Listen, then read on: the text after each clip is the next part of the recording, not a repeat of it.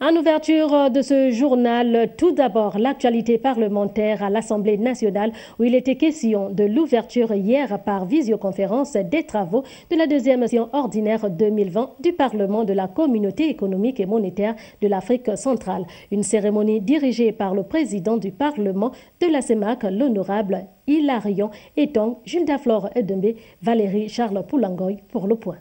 Conformément au texte qui régisse le Parlement de la Communauté économique et monétaire de l'Afrique centrale, le président de cette institution a procédé par visioconférence à l'ouverture officielle des travaux de la deuxième session ordinaire de l'année 2020.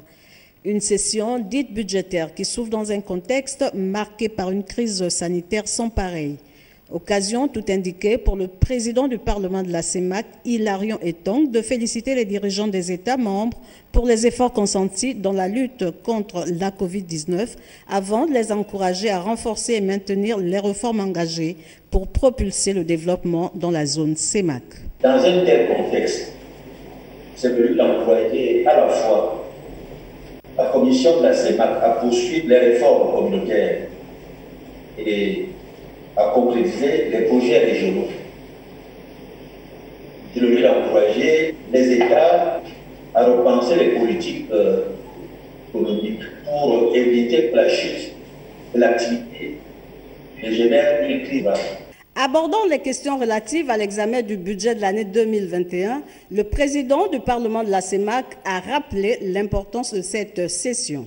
L'année 2021 devait être pour le Parlement de la CEMAC une année décisive. Pour l'examen du projet de budget de la communauté étudiante,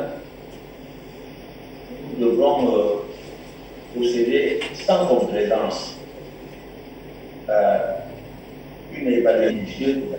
Par ailleurs, et par le passé, l'examen des projets de budget des institutions. Soulignons que cette deuxième session 2020 va durer 1 mois.